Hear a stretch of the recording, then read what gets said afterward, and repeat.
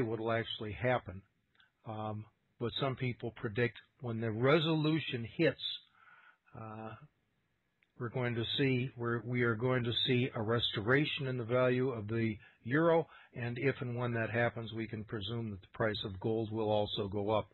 Crude oil is down 91 cents to $91.44 per barrel. It wasn't long ago, it was $110 per barrel. Now we're down to $91.44 per barrel of crude oil. That's good for lower gasoline prices. Lower gasoline prices are good for lower agricultural product prices, and both lower food costs and lower gasoline costs are good for President Obama's reelection. Whether this can be sustained up until the election remains to be seen. Our guest today is Rudy Davis, and Rudy has, and I know Rudy, we've met in the last couple of months, and we go to the same church. And Rudy is putting on a constitutional elections summit. All right? And this is impressive to me because Rudy and his wife, Erin, just decided they were going to do something. All right? They're concerned about the elections, and they're concerned about President Obama's citizenship and eligibility to be president. And they decided, just out of the blue, they're going to have a constitutional election summit. And they started inviting speakers. And they've got Pastor Stephen Broden. We'll talk about the speakers in a moment. But they've put this together, and it's going to take place this Saturday here in Dallas. And it's been a remarkable success so far, if only in terms of the speakers. They've got some really outstanding speakers here. We've got Orly Tates coming in from Chicago, Dr. David Manning, Pastor James David Manning coming in from Harlem, New York. And there are a number of other speakers, including me, and they've done a remarkable job of putting this together. And just kind of, it's almost, what it reminds me is they used to have, I can't even think of his name anymore. Motion picture star, little short guy, Mickey Rooney. And he would be starring with female, can't think of her name, it's Judy Garland. And they were doing these productions when they were teenagers. And they said, hey, kids, why don't we put on a show? And the kids just get together. Well, Rudy has done something like that. And in fact, this meeting, this summit on this Saturday, really has national implications. Hello, Rudy. How are you? Hey, Alfred. I'm doing fine. Thank you very much, and thank you for having me on the show today. I always knew you were a brave man, but I didn't know you were so brave as to let me on your radio show. Well, I figure as long as you're letting me talk at the summit, you should have been warned against that. You're letting me talk at your summit, so I figured, well, I don't know. If you're crazy... Well, we're glad to have you, and we thank you for coming and talking. And you're absolutely right. We do have some great speakers. Pastor Stephen Broden, yeah. Pastor Wiley Drake, Pastor Carl Gallups, who has a YouTube channel with over 22 million views. And as you mentioned, Dr. Orly Tates, Mickey Booth, and Pastor James David Manning. These are some incredible speakers. And I would go as far to say that there are very few churches. You probably could count the number of churches on less than one hand in America that are brave enough to hold an event like this, to talk about the eligibility of our current supposed president. So I thank you for coming and speaking, and thank you for letting me be on the show today. Oh, it's a pleasure. Pleasure to have you on, Rudy. Well, I said something about how you got this going. But why don't you give folks an idea of what inspired you? And Sure. Absolutely. Let me just, to introduce myself, let me just quickly say that first and foremost, I am a Bible-believing Christian. You and I do go to the same church, and everything else about me is incidental. But I will say that in 2007, I picked up a book. It was titled The Creature from Jekyll Island by G. Edward Griffin. And around that time, I couldn't put the book down, and I remember sitting on an airplane finishing up the book thinking, oh, my goodness, I have been living with my eyes closed my whole life. I didn't even know what money was, what banking system, what a banking system, the history of the banking system, the definition of money. And it just, from there, since I finished reading The Creature from Jekyll Island and I started to wake up a little bit, it's just been a nonstop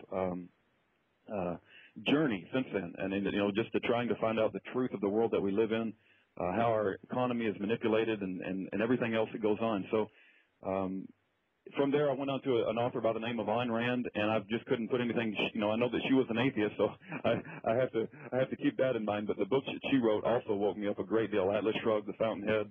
I believe she was one of the best defenders of capitalism I've ever seen, and that I'm personally aware of. She wrote a book called Capitalism: The Unknown Ideal, that had a chapter written by one of the Federal Reserve chairmen.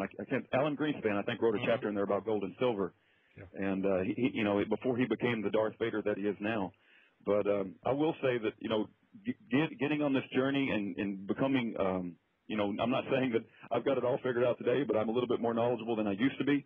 It's just been a heck of a journey, and also a little bit about my background. Not that it's imperative to anything, but I do have a bachelor's of science degree from Southern Methodist University in electrical engineering. I have a minor in mechanical engineering, and I spent the last 25 years in the computer industry. So I've been very blessed, to be in the right place at the right time as far as my job is concerned. And my wife and I, to get back on the topic of how this event came together, we actually met in the jury box of a trial held in May of 2010 by Pastor James David Manning in Harlem, New York. He calls it Atla, but everyone else calls it Harlem. And that trial proved beyond a shadow of a doubt to me that our current president is a fraud.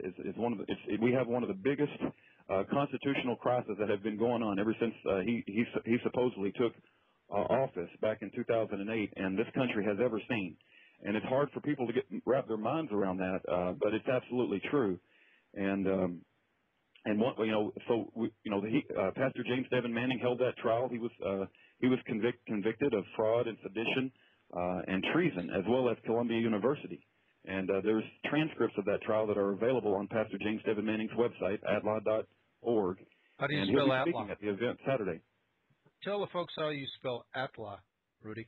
Yes, sir. It's ATLAH.org.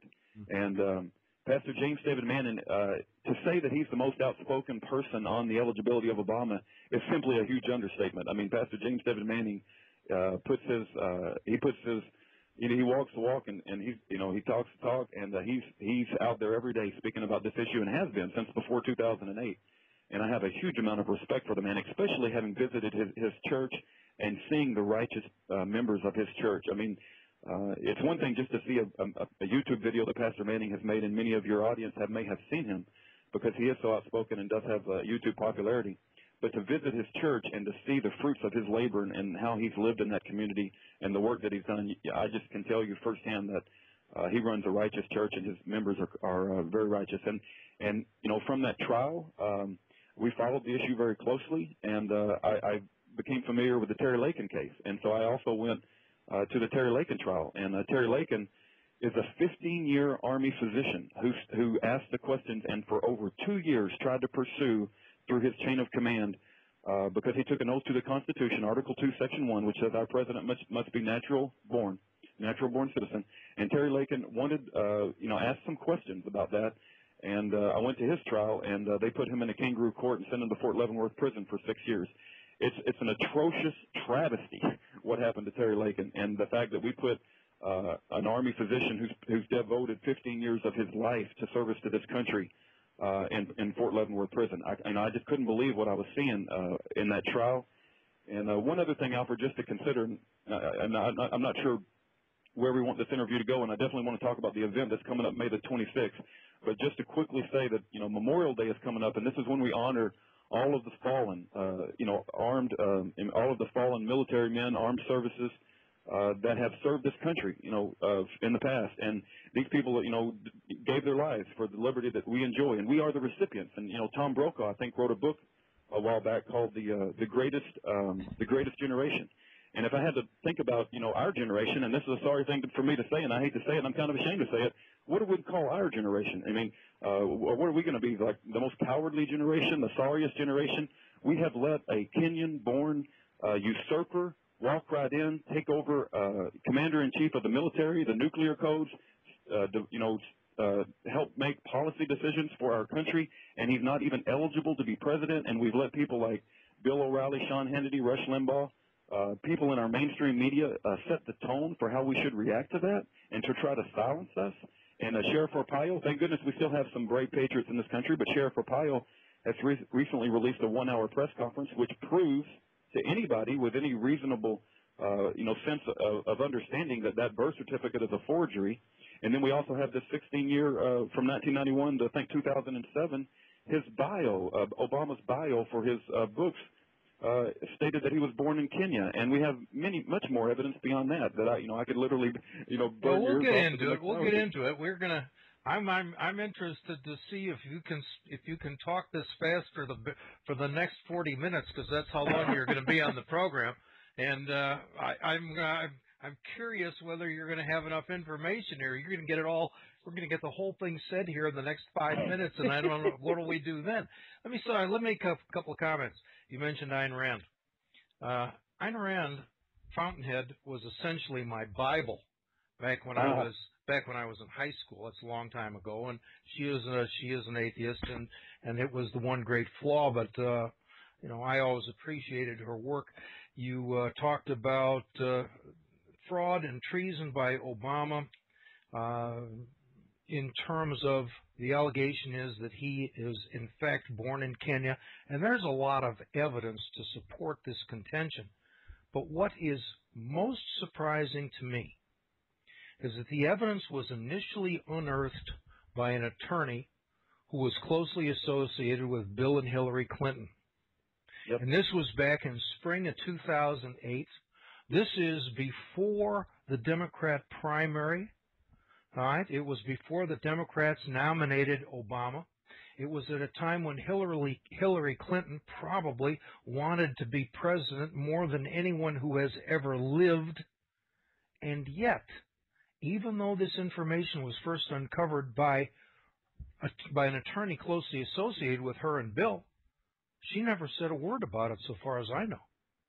And no one in the Democratic Party said anything about Obama's eligibility, so far as I know. You can correct me on that. But what really amazes me, it's absolutely outstanding that the quietness and the silence that comes from these people. And I think the attorney you're referring to may be Phil Berg, who is actually a lifelong Democrat. Yeah, I understand. Well, he was. My understanding, he was closely associated with the Clintons. And, that overcomes whether you're a Democrat or Republican or, a Muslim or a fascist or anything else. That was the source of his. But what astonished me is it's not only true that the Democrats had no comment on this, including Hillary, who I assume would have been prepared to kill people to become president. The Republicans had no comment on it. John McCain and Sarah Palin never said a word that I'm aware of, and I never heard of any Republican PAC. They talk about these super PACs who go out and put up these ads, and the candidates say, golly, I had no idea. I knew nothing about it. There was no one even in the Republican PACs, to my knowledge, that said one word about Obama's eligibility. Which means whose eligibility they did say something about, though, Alfred, is they said something about John McCain's eligibility. They actually had to go pass a resolution about his. But when it comes to Obama, you hear total crickets, total silence. Well, the point is, I got to ask myself the question: why are the Sarah Palins of the world silent? Why are the Hillary Clintons silent? Why doesn't more people that are supposedly in the conservative, Republican, right wing? Why don't they speak up? And I don't know for sure. My guess is, are they afraid they're going to be called a racist? No, I don't believe that. I don't think that, because I don't even think that's a serious consideration. I think this is evidence when you see that both the Democrats and the Republicans did nothing to expose Obama. I mean, good God, if McCain had come out and said, look, the guy's born in Kenya, he could have won the election. Sarah Palin, they won the election. We'd have a completely different, in theory, we'd have a completely different administration. To my mind, it shows that there is something out there that is pulling the strings on the upper echelons of both the Republican and Democrat parties. And they are both serving a common master that is unknown to the American people. That's my solution. It's a scary thought, but it's some of the conversations I've heard around this is breaking free of the left-right paradigm. That we love to go to a football game and to root for the Cowboys or the Steelers, right? But sometimes both teams are controlled, And it's like both teams are bad, and both teams are being manipulated. And I think we may have a situation where both sides have sold out.